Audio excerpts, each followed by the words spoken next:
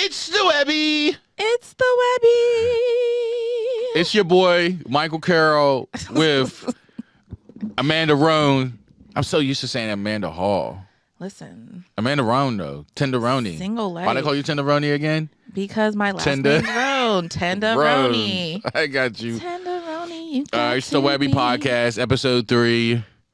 Yes.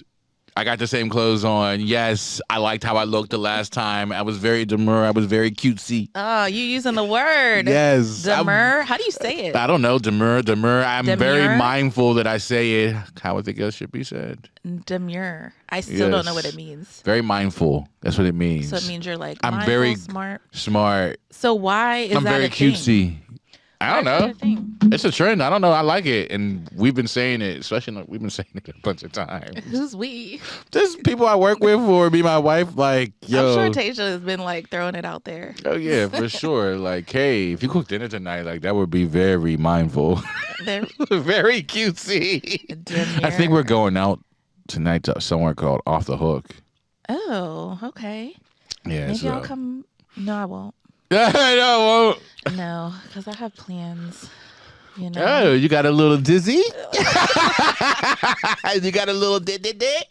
We're just not gonna talk about You it. got a little. So what's up with you? Like, we don't talk about my married life. What? No, we're not. So gonna talk what? about- Are you single? Are you mingling? Are you in a relationship? Do you have a situation? All right, let's not ask that. What is your type? We know your type is not video game. You're not a video game. Not video games. So what's your type? My type. Very is mindful. Very demure. Very demure. Somebody who. No, I like the type of guy who's like extroverted, outgoing, social, loud, like be loud. I feel like those characteristics are trash. All right, funny. I like that. I like funny. Funny, yeah. And it not the because a lot of people, when I was saying about the video games, they were like, don't you want a man who you know where he's at? He's in the house. No, I don't. Like, why are you sitting in the house all day? Let's go out and do things. Even if we're not together. Yeah. I'd rather, if you're out, cool. If we're together, I don't think you're out cheating. You're out being outside. It's okay. Outside is not a bad thing. And I think people think it is. Oh, do you want your man at a bar? If he wants to go to the bar. But besides being like extroverted and social and loud, I fuck with that. What else? Like, what's like? Is it muscular? Is it college educated? Is it no? I don't have a Is there a physical, certain income level? No. Is there kids? No kids? That's not a like. I don't have a list of you have to have this, this, and that. No video games is one, but. Other than that, it's just I don't have a type because I look back at everybody. That might be the intro song to this. No, I don't. That I like. Who's that? Drake? I don't have a type. You know, man, I don't have a type. Never mind. I'm gonna put the song behind the clip. Okay, but no, I don't have like a physical like you have to be this. Yes, you have to be taller than me. I don't. Think How tall are you? I'm 5'5". Okay, so for everyone who only message us and request meetings to meet Amanda, okay, you have to be above 5'5". Yeah, 5'5". Yep. I don't have a physical thing. I like black guys. I've never dated a white guy. Never Caucasian? No. Maybe we should change never that. Spanish, never Asian. Never Spanish, never Japanese? No. I just haven't tried. It's not that I'm like, get out my face, but I've just never had the opportunity. You never met like a swaggy Asian guy that's like, hey, I actually mommy. did, but I couldn't do it. I kissed him, mommy. and I was like, it's not it. Yeah. But so physically, I don't care. It's not like, oh, you have to look. So like you this, want you have to- somebody who's like has a stomach? Like I think, don't you like? I feel like mean- what I understand, like I like understand the people that you're attracted to or you've dated, like they're built. Yeah, but Like they could do push-ups. They could do at least every single person you've dated that I know about you dated. Like, yeah. But They can do like 50 of them. But at the same time, Easy. that's not a thing. I'm not like, oh, you need to have abs because for women, we're not. You don't need abs. We're not looking at the physical. We're Y'all looking at not? the personality. Oh. So I'm not looking like, oh, you're not ripped. You got Well, you're a little gut. TV star, so like they need to have like some type of humor, some type of. The funny has to be there. Like because I'm gonna crack a joke. I'm gonna talk shit about you. I'm gonna do all the things. So if you can't take a joke and you're just like, then no. But and they're gonna have to be able to like, they got to take my personality. Do you like a man that takes charge? Yes. Okay, I'm just trying to get the list. Because a lot of people, not inquire, but like ask me questions about you. Like, what's Amanda like? Who's these people? Just people that like, they like Charlotte's Web, not for Mike, but for Amanda. And like, they want to know who you are as a person and what they got to do to like even get like a second look. Yeah, and they try to get me to set it up. And it's just like, bro, she's her own woman. Like, you got to figure that out. And like, you better be funny. People? And you better figure it out. Yeah. And you better be able to do 50 push-ups. Be a alpha and you male. You like you don't like stepping, like you don't. Yeah, I like an alpha male for sure. Okay. So. All right. Well, I just kind of wanted to. I know I got the same clothes on. I just kind of wanted to, because my wife don't be caring. She be like, "Man, you can wear what you want." You know what I'm saying? Good. But like, I was curious as I was thinking about that and explaining myself. I'm thinking, well, I think the world needs to hear what type of guy Amanda's into. Oh my gosh, nobody cares. No. Oh wait, they care. All right, I don't know if I'm trying to be humble or something, but like, yeah, they care. They care. I guess 1,000%. They like, that's why you single. You don't like guys who don't play let the video game stuff get to you. But yeah, it's the Webby Podcast. The Webby Podcast. I think our first guest is here. Yes, Yay. Matt. What's up with you? MT. Yes. In the building. Guest of the day. How you doing here, brother? How are you? Thank you for coming. Thank you for being here. Yeah, like we said on the last time, everyone has to walk in on us because our first guest ever started it, so now it's a trend. So yeah, it's a tradition for us now. Thank you for joining us. Yeah, I'm honored to be here. Thank you for having me. Yeah, absolutely. I really appreciate it, like slowly but surely in an organic way, getting to know you. Yeah. And for me, it was like, oh, like we gotta have this guy on the podcast because like I think your story is incredible. It's a story of like perseverance, right? But it's also a story of like this guy can do whatever he wants, however he wants. And also, you know what I loved? The couple times I've seen you out recently, like you work fucking hard. Like you work so hard, you make me want to like I'm not working hard enough. Like remember when we was at the Warhol Museum, and I'm like, yo, he's going so hard. Like me and Fab were like, yo, let's go help him, like right now. Like you have that infectious like aura around you that's just like, yo, I don't care. I'm gonna get this done, and like it rubbed off on me and the people I'm around. And I'm like, that type of person, like I like, because I'm like that. Yeah, absolutely. It's a gift and a curse, I would say. Yeah, and the first time we met too, like I think I brought Fed or something like that. I think you couldn't be there. I came there with Fed, and we had a full conversation for like 30 minutes. And I'm like, oh, I like him. Yeah, that was at the Network Factory. Right? Yeah, one of those events. Yeah, and we just sat there and talked. And I'm like, oh, like you're definitely a dope person. So thank you. Tell us. So where are you from?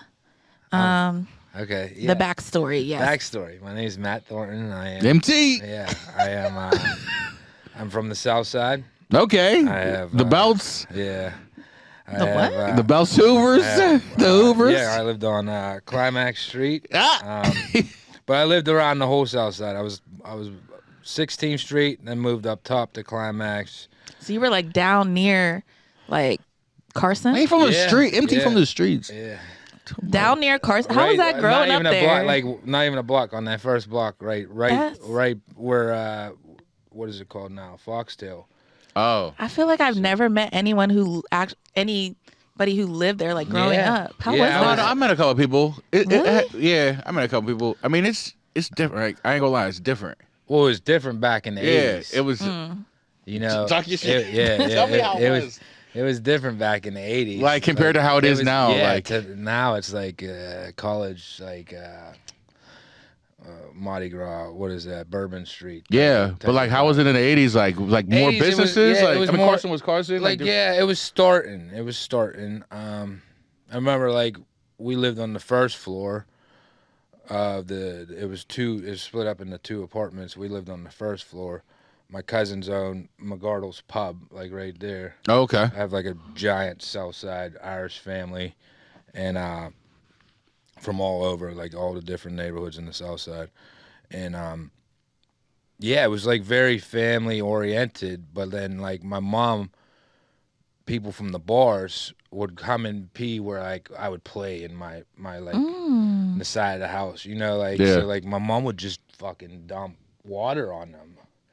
Oh. Catch them slipping like through the window, like and just That's So funny. the bars and stuff were still there when you were growing up. yeah. Okay. Yeah. So it was like then we moved up top to Climax Street, and like I was in Allen, like it was like Knoxville, Allentown, Belle Suver. That's where I was like I was right on the border of all of those, and yeah, that's where like I lived, and then my dad lived in Sheridan. So I'd bounce between the two neighborhoods. It's crazy Yeah. neighborhoods that bounce between.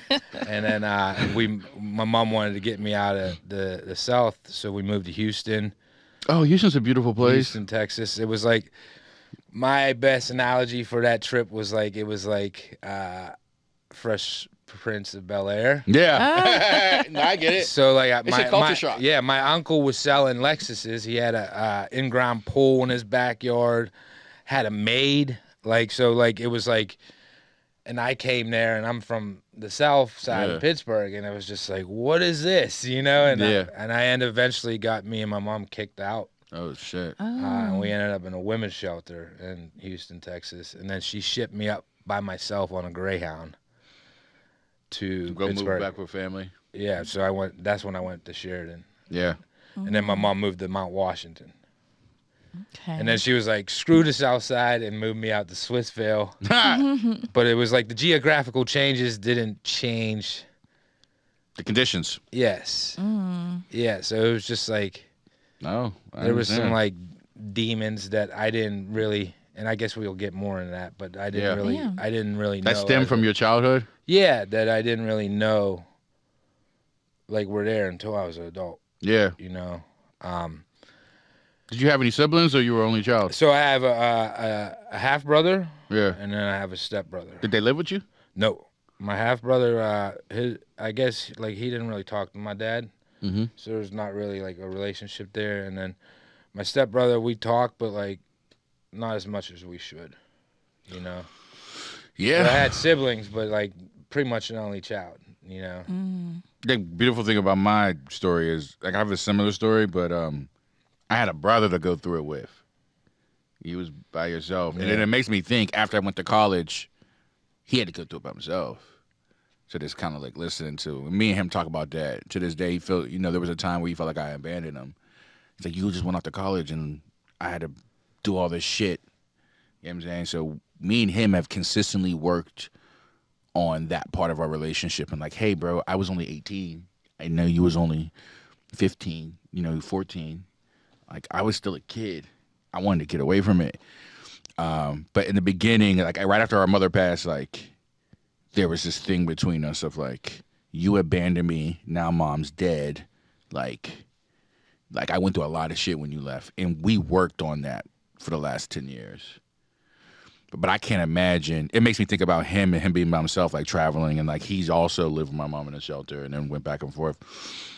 It makes, imagine if I had to do that by myself, like just thinking about that. So I know like that shit was, and it leads to demons. Yeah. And those demons come out in different ways. It came out in different ways for me. It came out in different ways for him. So yeah, I just wanted to get like your backstory. I know you're a Pittsburgh native, and like I think that's what a part of the podcast is about. Like speaking about like being here from this city and from this region, and like, you know, there are a ton of different possibilities of where your life can go, and like you can do some incredible things. Yeah, And, I live two different lives for sure. Yeah, but I think it's that part was necessary for this part. Yeah. Right? You wanna? Yeah, no, I just want to go off of that. Like, so just, you can talk a little bit about like what you went through and then how you got to where you are today. Yeah. Okay, so like, so my parents split like right before I went into grade school. Yeah. And like then like it was just like chaos. Like my mom I love her to death, but like she battles mental health issues. Mhm. So like, and just that whole situation was like, just like, let's just say it was crazy. Like, and like my dad wasn't allowed to see me, so like, I started acting out in schools, Yeah. and then I got diagnosed ADHD, and then next thing you know, I'm getting prescribed all types of medicines in the like late 80s, Yeah. like as like a lab rat for ADHD medicine. Oh, so they didn't. Yeah. They weren't sure. They were just like, "Oh, try this." Yeah, and then I see. started like getting in more trouble because I started getting like reactions to the medicine, and like Yeah.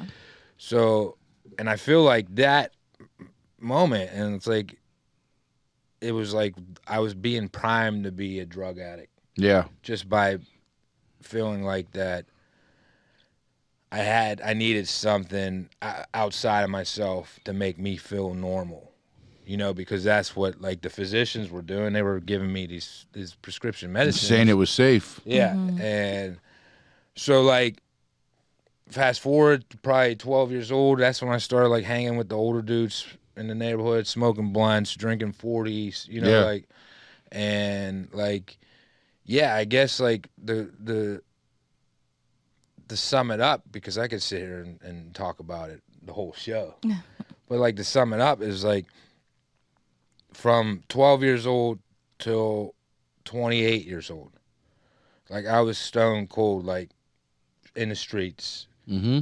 thugging. Like there's big work like where I didn't work because like I hustled, Yeah. you know, like there was big periods like and like that's like that was my life because that's what I knew, you know, and like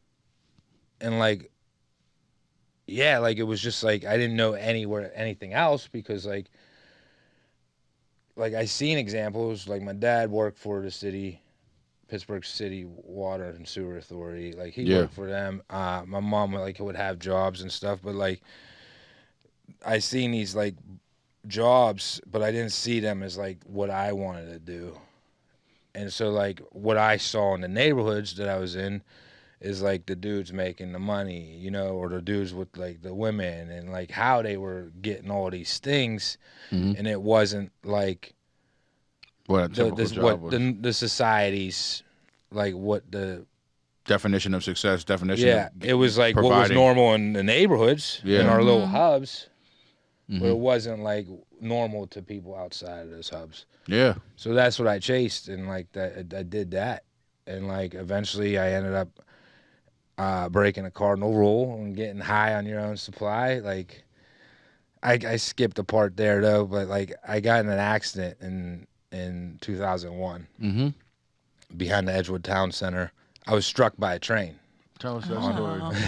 That's I seen something on wild. Facebook about that. You was talking about Yeah. that. And that was like one of the first things that was like, there's things about this man that I do not know. Yeah. You were struck by a train. Yeah, my ex was getting on the bus, the Pat bus right there. They were doing it was right behind the Edgewood Town Center. They were doing construction, expanding the East Busway to go out closer towards Rankin. And I used to cross those tracks all the time. And I stepped out. Her bus is pulling off. They're doing construction. I didn't hear a train coming. I wasn't on the side. I wasn't on the tracks. Like I wasn't on the tracks. I was on the side of the tracks walking. And it came around the bend, and it was doing too fast in a residential. And you know how like a Mack truck will suck your car in, like if you've ever been on the side of the freeway, you'll feel that jolt. Yeah. Well, that's what it did to me with my like body. It hit me 15 yards. Oh my goodness. You surviving a train crash is like, you're like a Marvel superhero. Yeah, first response Right. fireman. I don't remember anything after that, but the first response fireman said like I was like, "Hey, my mom's number's this, my dad's number's this," and then he said I looked down and my gram just bought me like these new Air Maxes. Yeah. And he said I looked down my leg and it was crooked, but the one Air Max was gone. And he said I looked at him like, "Where my Air Max at?"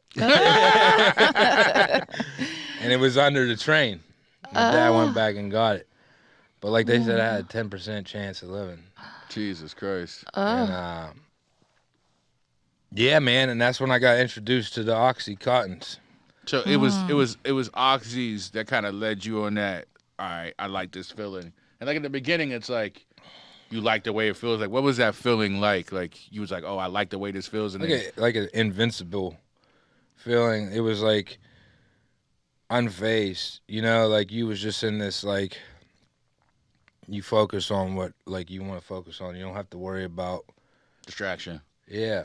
Yeah, You didn't have to deal with like trauma or like anything. You just but then you get caught in that cycle, man. You can't get out of it. And like sometimes those things it ain't enough. The oxy ain't enough. It's on something else, and like you keep going.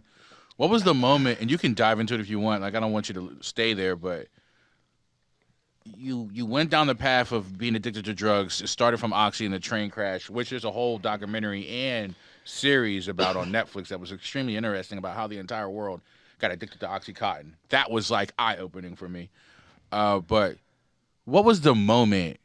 Because I wanted to talk about the moment of how it made you feel, the good part of drug use, that high that you get. What was the moment when you realized, like, yo, this isn't it? I have to stop. Like, what was that moment like? That you was just like, what did you think to yourself, and what gave you the courage and the strength to get through that? I didn't do it willingly. Yeah. The Fugitive Task Force got me. Mm. I lost everything. I was back in my mom's house in Swissvale.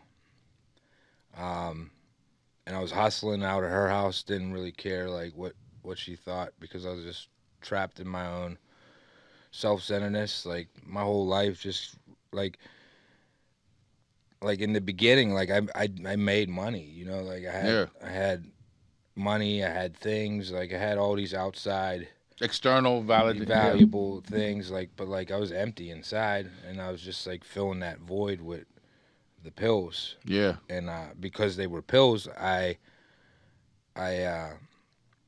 didn't believe that I was a drug addict because I wasn't shooting dope. I wasn't smoking crack. You know, like yeah. So, and that's what a lot of kids these days think. yeah. Because it's pills. Right. It's like, oh, well, I'm not doing this. I'm not doing that. But like, it's still some of the same things. Yeah. Yeah. So, yeah, I would say I was successful, but like a monkey can't sell bananas, you know? Yeah. Like but in the delusional thinking that I had at the time was like in my mind I was Nino Brown, but in reality I ended up like Pookie. Yeah. If you're familiar with New Jack City. And yeah, man, like I remember like I wasn't like I'm quitting, you know. Yeah. I'm going to rehab. No, it was like Taskies outside. Yeah, fucking probation officer, the judge, the Fugitive Task Force, catch me if you can. Yeah. And they caught me.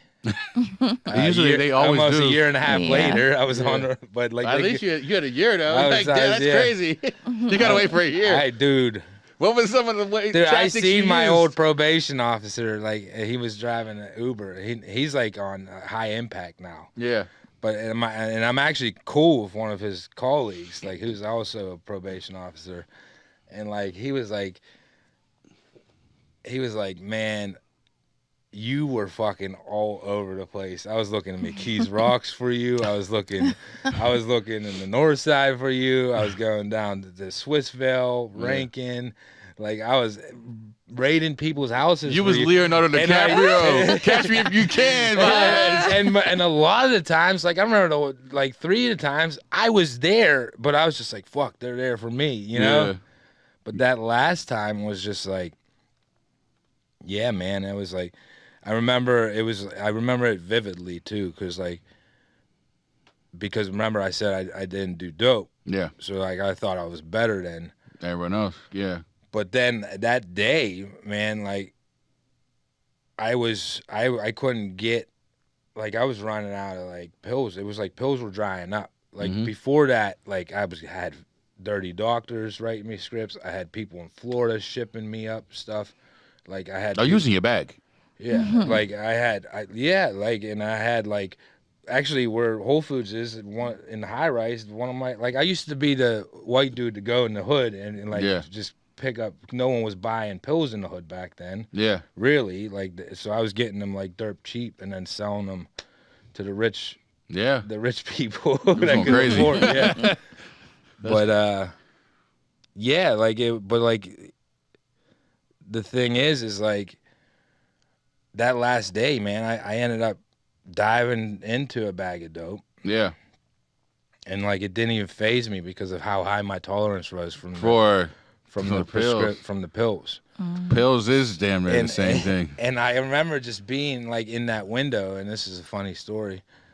Like, and I'm looking down and I see these cops in the alleyway, and I'm like, "What the fuck are they doing here?" I was like,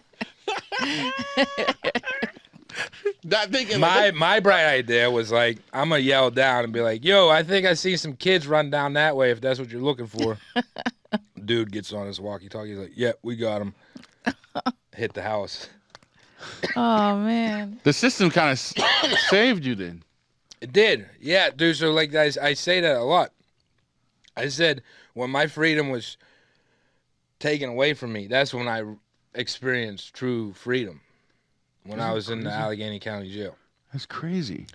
So between the Allegheny County Jail and a program called ACTA, Okay. I did 11 months. And at ACTA is where I met who's my sponsor today, George Jones. He's in recovery. He's from Homewood. Him and his wife do a lot of impactful work in the recovery communities. And I seen him walk into one of the groups, and he had like True Religion on, and he had the Bluetooth earpiece, and this was like back in 2010. So he had the Bluetooth earpiece in, and he just had this like aura about him. Yeah.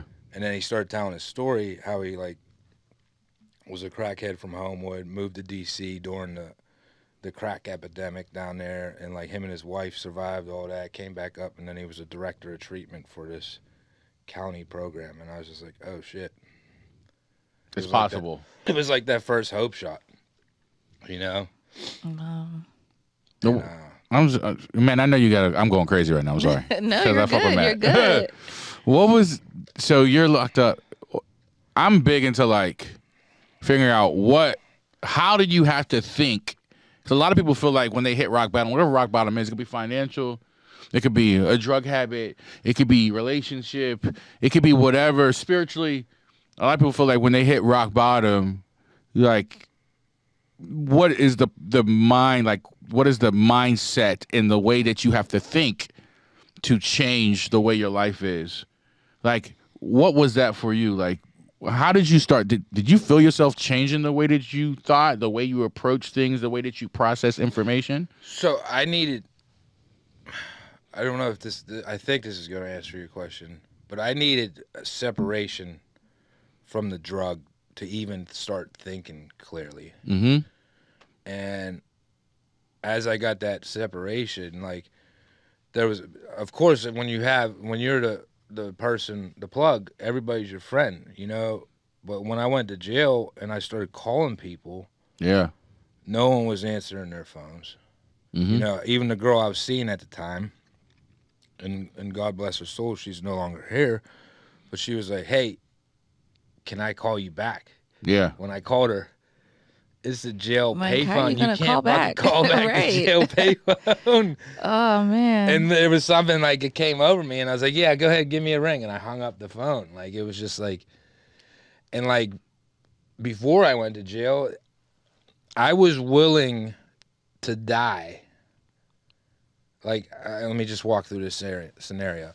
So I was in this situation. Someone called me. They had like a package, and I was like, it sounded too good to be true. But at this point in my I guess I would say career, Yeah. I was so desperate because I needed to make money and get high. Yeah. So it sounds too good to be true, right? Yeah. So I go down, I meet this dude in the rocks. I get out the car, it's in the alleyway. And he came through a bunch of times, but this time, as I'm walking up, he starts backing away. And next thing you know, I got a gun to my chest. And dude's like, give it up. Mm-hmm. And I was just like, in my head, and this is how sick I was, man. I was just like, yeah, fuck this. I don't want to get sick. And I punched dude while he has a gun to my chest. Mm-hmm. I didn't know at that time that dude wasn't going to pull the trigger. I didn't know that dude couldn't accidentally pull the trigger. But like at that moment, I was willing to risk it all because of this drug that ruined my life. That's deep. So like there were certain aspects that like I was not privy to, and I needed that separation. I needed that time without a drug in me. Yeah, to think clearly. Yeah. And I remember looking around the pod and seeing dudes twice my age walking around the jail, like the pod, with their chest out, like acting like it's the coolest shit on earth to be in jail. So I started playing the tape, and I was like, do I really want to do this for the rest of my life? And then like everything, like the path that was provided to me, like meeting my sponsor and then go into a recovery house instead of getting my own place, and like getting into the rooms, the 12-step program, like all those things started like opening doors, you know? And then I realized that like those lost dreams that I had are possible. Yeah.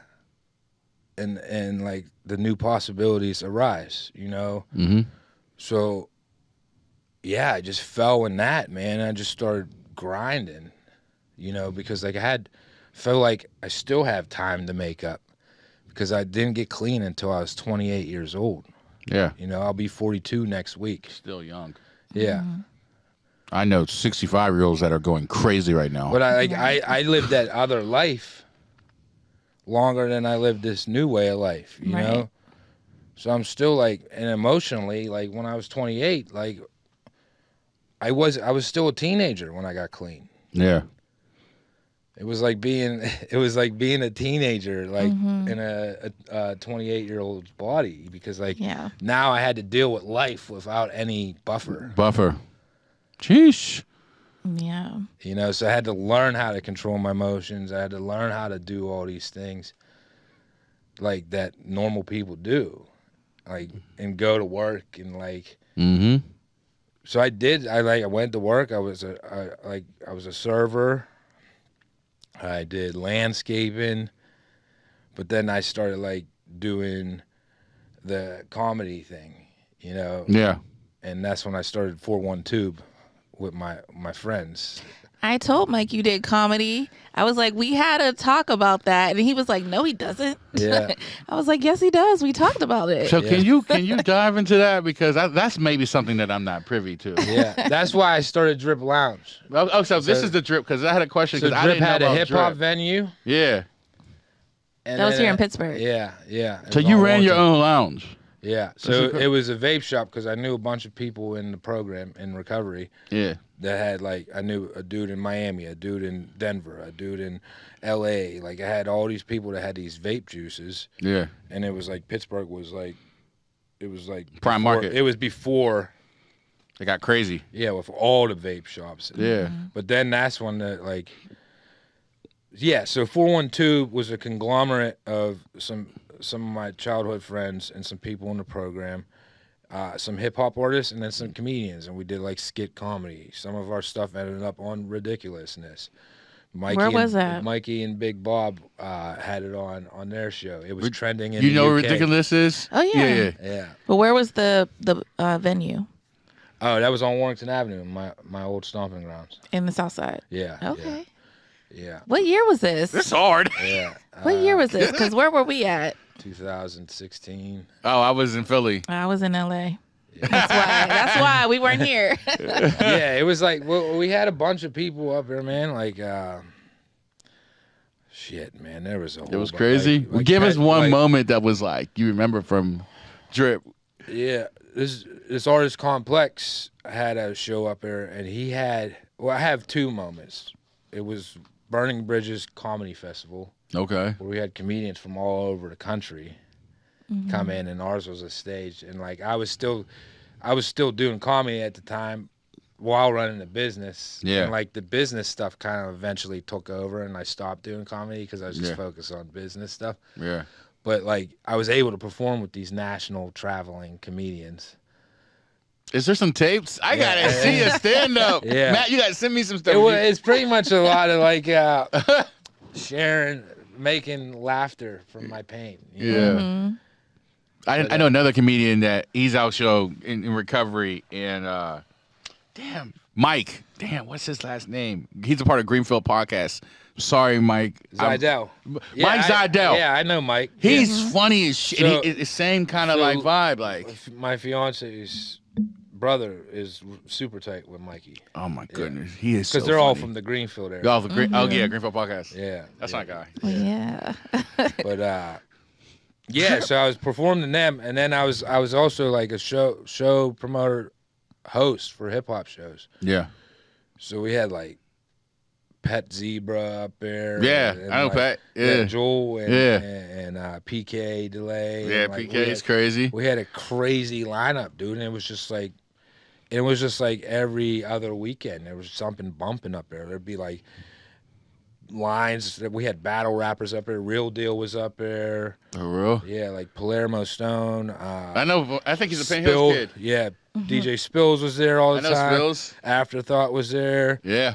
My guys, a shout out to Afterthought. Yeah, Alex Rivera's. Oh, you talking about some some guys. Yeah, like DJ Climax, like people that are doing big things now. You know, like, and like that's Pittsburgh. Yeah, like, and that's like, and we won best in the city paper. Oh, that's fire. But then we went out of business the same year because the state hit us with a 40% wholesale tax. Wait, what happened? So there was a 40% wholesale tax slammed on vape products.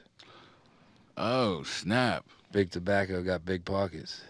I got big I won't put that on the fucking shirt. My guy just opened up well, it's a vape shop, but it sells other things too, but like called the Vandal Smoke Shop in Etna. Shout out to Joey Martinez. He just opened up a shop. I'm wondering how all these other shops are like. Well, one of the things that I didn't do, I didn't sell like Kratom. I didn't sell like. Is that like a type of K2? Oh yeah. Yeah. What is K2 legal? K2's legal? It was then. Oh, I had to say. It was then, but I didn't because like You didn't want to do the bullshit. I didn't want to do like the because I'm in recovery. You're in recovery, yeah. You know, and 1,000%. plus like I know what the effects. disease of addiction has done to Warrington Avenue. So what like and that's the thing. We did stuff with the communities too. They had birthday parties there. You know, like I would open up the shop for the kids. They'd come in and jump on stage, get on the microphone. You know, like That's fire. so like it was like, and that was like something I didn't have as a kid on that street. You know. Yeah. But at that time, like everybody thinks you got your own business, so you have all this money. Right. Oh, they always do. Dude, I was so broke. Yeah. That like Josh Lucas was over at Work Hard across the street. Yeah. And he seen me grinding, like, and he seen me doing this thing. And Academy Pittsburgh was like, it was right before it just started. It was like the web developer boot camp, and it was 2 doors down from my shop. Yeah. My partner in the vape company, he relapsed, started smoking crack, and like, so he was like non-existent. So like, it was just me now. Yeah. And then I had a silent partner who invested in the drip. Yeah. Yeah, so like Josh was like, yo, you could go take photos because I know you're good at taking photos and doing videos. Go do that for Academy. I'll pay you an extra Whatever. so a month. And I was like, all right, I'll do that. So then like we shut that Drip Lounge down. And like before that, like I was already doing video stuff, just like not professionally. Like I was doing it for like my friends who were hip hop artists, shooting their video, you know, like stuff like that. And like I went back to serving tables, and it was just like it was like a dark time, man. Like me and Lisa like had a miscarriage, And that's your current fiance right now? Yeah, yeah. We had a miscarriage. Like, it was like, I don't know if you guys remember Hilltopless. No. When the cool kids came up to Grandview Park and they had that giant concert. You know the cool kids are, right? No. From Chicago. Uh-uh. Okay. Well, we had Educated, tell us. we had a dope ass concert. I have to show you the video Please? sometime. Yeah. But we had a dope like send it so we can put it here. Park, like it was like it meant a lot to me, dude, because like we threw together and it was like all the money got donated to an organization. And like it was a banger, but like I wasn't able to attend because that thing with the miscarriage just happened. But I was like a part of it, you know.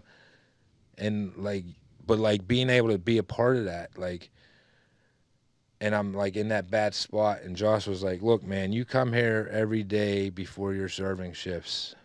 I'll have you quitting that serving job in 6 months." That's fire. So I jumped in. I was doing marketing. I was doing all this shit that I never did before. I was doing marketing. I was doing web development, and I was just like, but like my passion was in the video and photos. Yeah. So like I'm flexing. I'm doing all these things. I quit that job. It was like it was like a sign, you know, because like I was serving. It was like a big festival downtown in Market Square. I was serving at a restaurant down there, and they were like, "Oh, we need you to work this festival." And I was like, "I'm not gonna make no money, man." And I had this wedding. I was filming this wedding that weekend.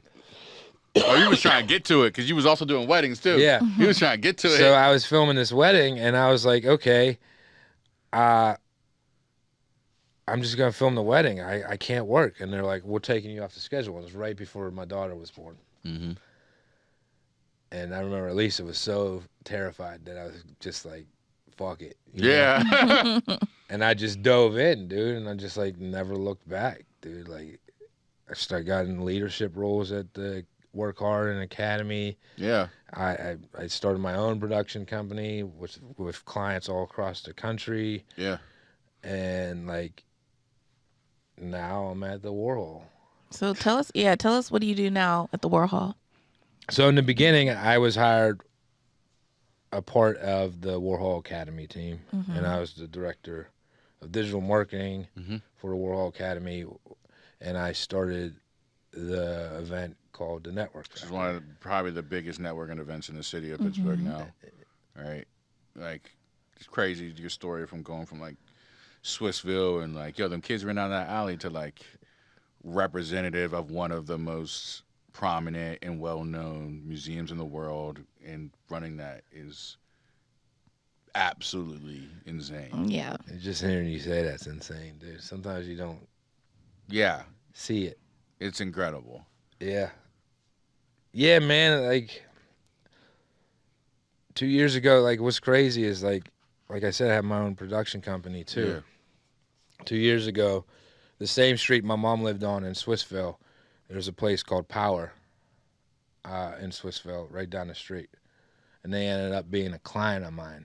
And September 13th, 2 years ago, I was doing a walkthrough to film for them.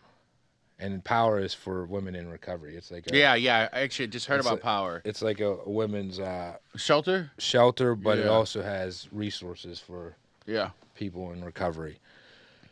So what was like I started crying, dude, like because like 12 years ago, like I was getting shipped off, and you were talking about the alleyway. I was getting shipped off in shackles on my way to jail, and then I was doing this big contract with this recovery group. I think it's very important that like when just hearing your story, but like people realize like life can change. Like you can be in the worst, darkest place in the world that you think there's no coming back from, and just by like following like a righteous path and like thinking differently, like everything can change for you. And like I've been in those dark places too, right? So it's just really inspiring to hear that. And then I also love the story of how you quit the serving gig right before your daughter's about to be born, and your wife was like, but she still. I mean, your current fiance right now, was like, but she still trusted you. Yeah. And there was a moment where like it can go really bad. Yeah. No income, about to have a kid, like it's getting weird. Yeah. But what you said you dove in. I had to, man. Sometimes I had to. Or I would have been stuck in like a job that I would have hated for the rest of my life. Yeah. You know, and I had that entrepreneurial spirit. Right. Yeah, and that's like where like the Warhol thing came. Like they seen my impact that I had with like Work Hard and Saunderful, and then like I linked up down there, started doing the Network Factory, and then I started working with the Warhol Creative and like producing films for like Miami City Ballet and Citizens and all these clients, and like getting to travel the country and like. What's the story behind the Network Factory? Network Factory, so that comes through, like, so I guess you have to, I'll tell you, like, who I am, man. Mm-hmm. And, like, we had this conversation before, dude. Like, I hate when people put labels on things. Yeah. You know, and, like, what I think is, like, everybody's a human. That's the way it is, you know.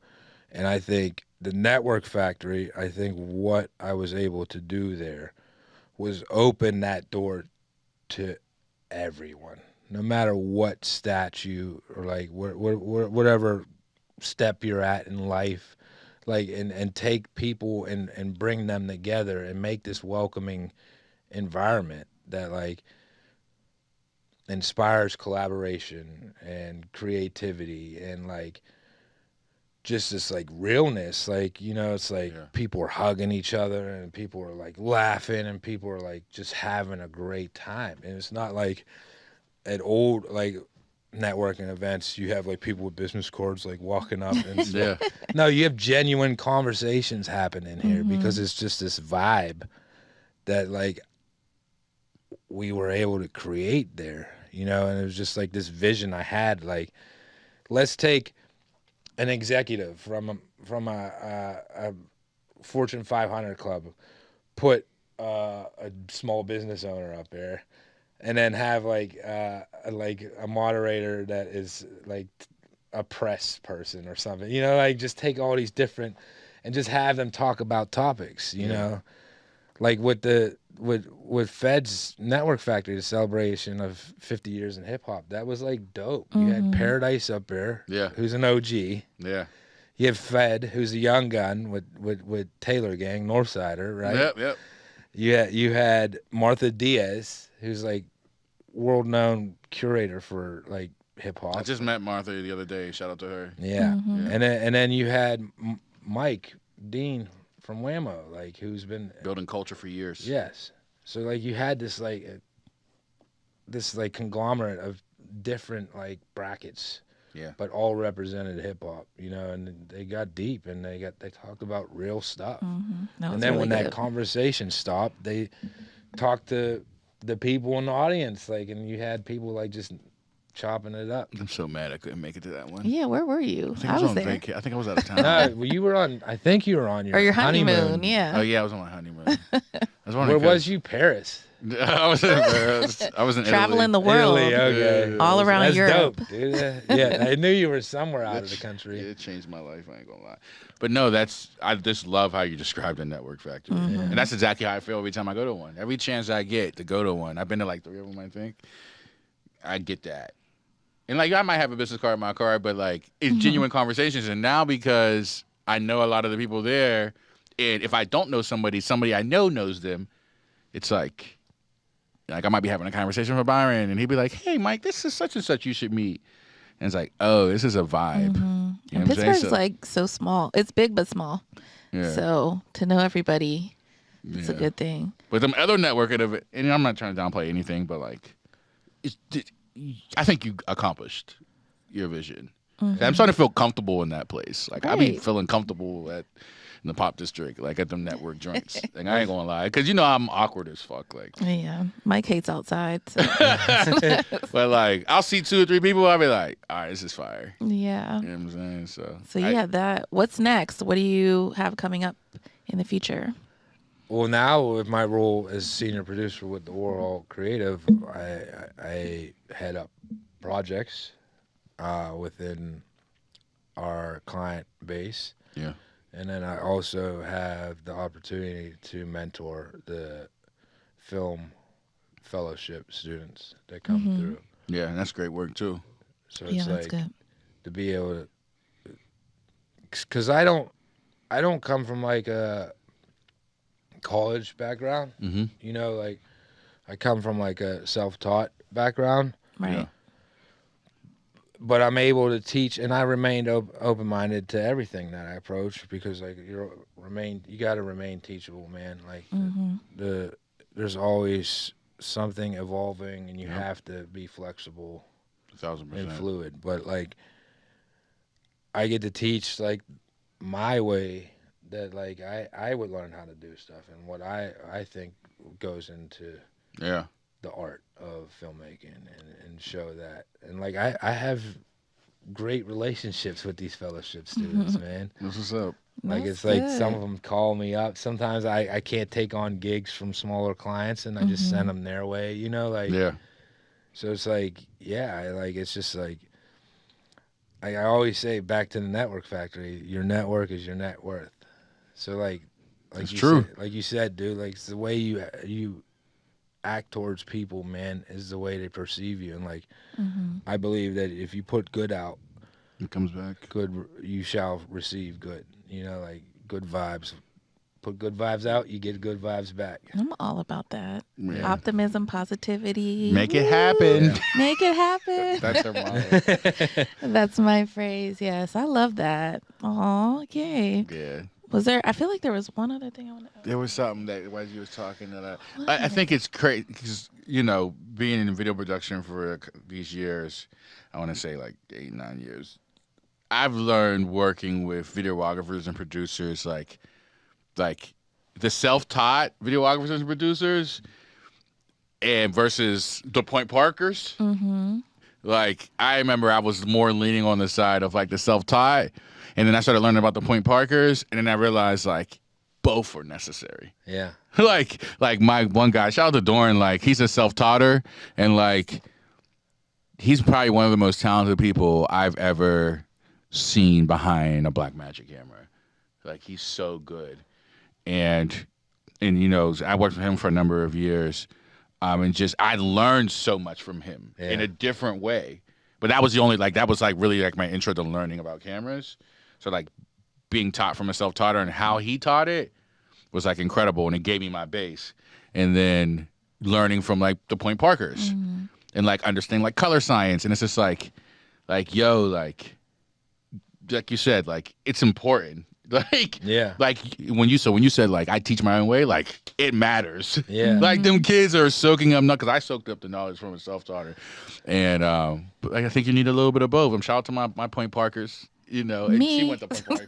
Point. But like, I know a videographer specifically. Shout out to my boy Frank and Kevin Galloway. Shot my wedding. Yeah, KG. Like shout out to my Point Parkers, but shout out to my self-taughters. Yeah. Like I got it from the mud and like picked up a camera and like stumbled and learned through like the color and like the framing and like and me myself, like I'm a self-taughter. I didn't go to school for videography and producing and director You went for set design. geography. I got my undergrad in geographic information science and my master's in geography.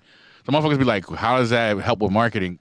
It's data and like looking at data points and like I'm able to predict. It's I don't want to get into that, but I'm a self-taughter. So how I look at, sometimes I'll be directing like a video or something, and then I'll have like some Point Parkers or like just some college educated people, and they'll start throwing some words at me like, yo, do this and blah, blah, blah, and blah, blah, blah, blah. And I'm like, hey, bro, can you put your camera right there? Like, I like the way that looks. Yeah. You know what I'm saying? Yeah. And they'll be like, all right, and then it comes out crazy. Yeah. You know what I'm saying? But I am starting to learn from the Point Parkers of like how to communicate and like the right thing to say. And like I did go to, now that you're saying that, I didn't get a degree, but I did go to community college I will say. on the north side for a little bit. See, I didn't go to school for this shit. So I'm a Not for film, though. It was for liberal arts. Oh, you were liberal arts. Yeah. Oh, see, Which I don't even know film. why I fucking went for that, dude. It was just like I went and talked to guidance counselor or whatever.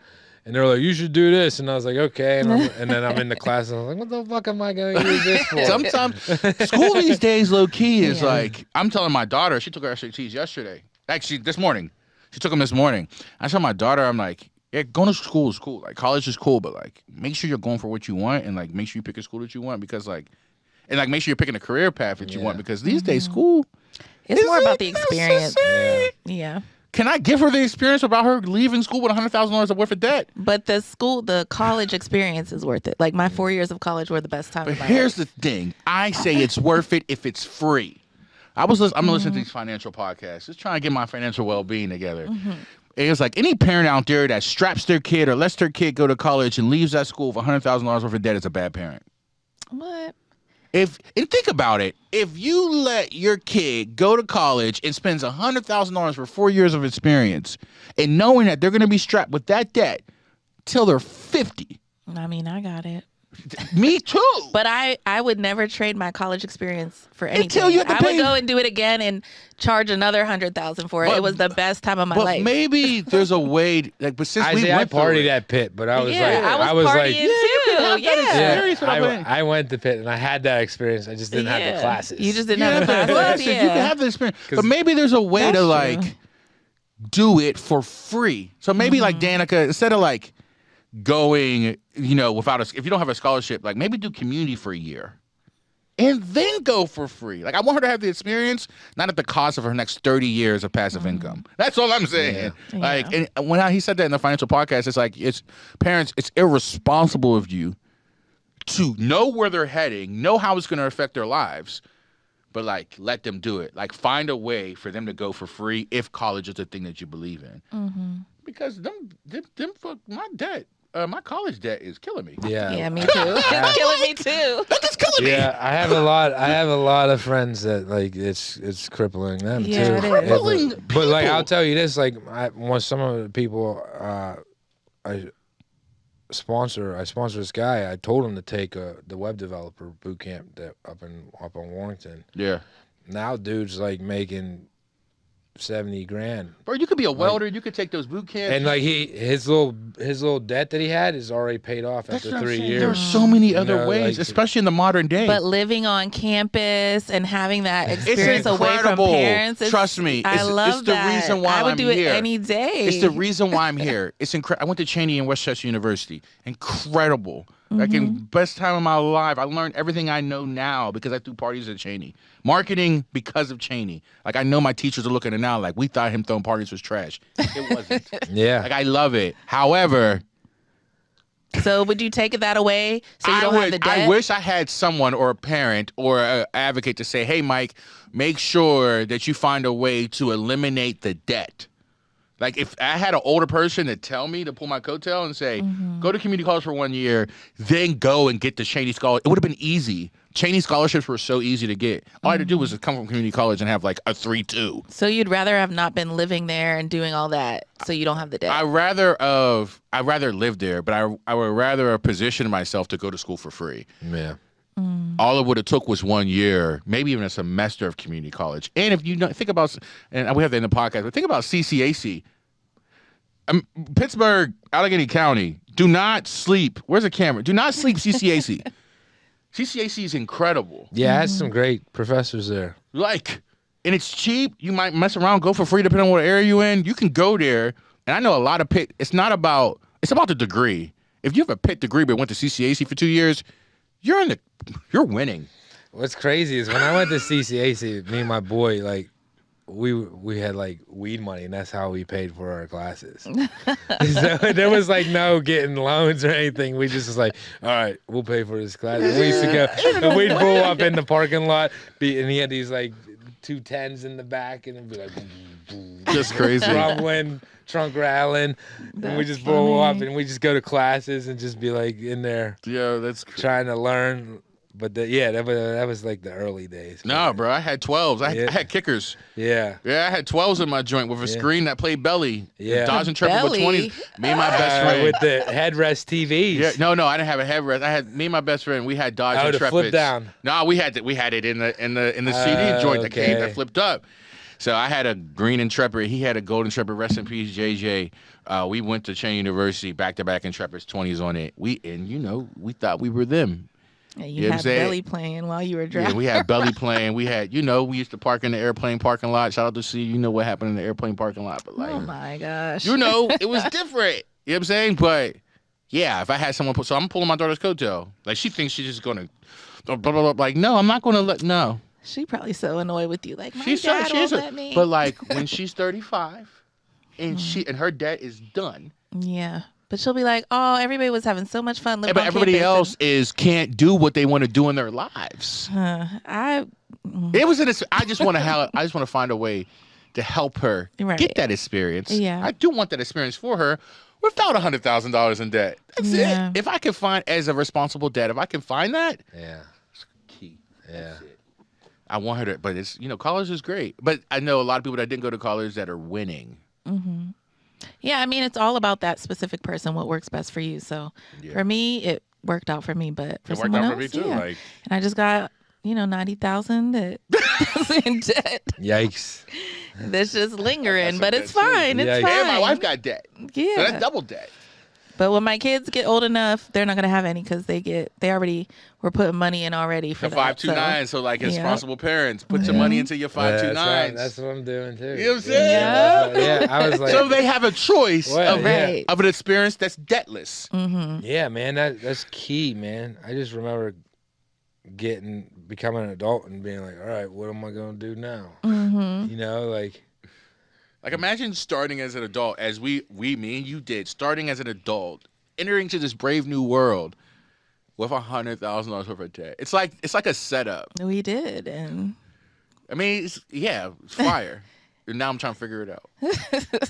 All right. Thank you for coming to Webby Yes. Podcast, my boy. I appreciate you Appreciate so it. much. thank you so much. Yeah, I like appreciate for real. Was there anything that because we bring people on here to kind of like inspire other people, just to like hear your story, and just was there anything you would want to tell anyone, or like encouraging words or anything like that? Yeah, I mean, I guess just like the recovery community probably is like one of the most unified communities out there. Yeah. Like we don't see race, we don't see religion, we don't see sexual identity. All we care about is that you want to do something about the problem you have, and you're willing to do something to get there. Yeah. And we embrace you with hugs, so like if I was gonna leave a message, man, it's just like welcome people in, like practice empathy, be true, be transparent, and just like open-minded. Like when you meet someone, just be like, oh, this person might be battling something that like none of us could see, and like if you approach life like that and you approach people like that, man, people start to like really care about you as a person. And like you have this like I have this group not just in Pittsburgh but like across the world in recovery. I could be like, yo, I'm coming to Chicago, can I stay at your house? Yeah. They're like, yeah, for sure. I'm coming to Stockton, California, can I stay at your crib? Yeah, sure. Like it's like, because like there's just like love, there's like, and it's like I feel like society as a whole could learn off of like the recovery community, just like Yeah. I believe so too. not putting labels on people, Mhm. not passing judgment, Yeah. I agree with that. and being Approach with like- kindness. yeah, and just being You like never know. open arms, open minded, like be like welcome, like Yeah, I agree. I got your back no matter like what you did or what you've been through, Yeah. Awesome. Well, yay. Thank you Thank for coming. Thank you for coming. Webby Podcast episode 3. 3. Adios.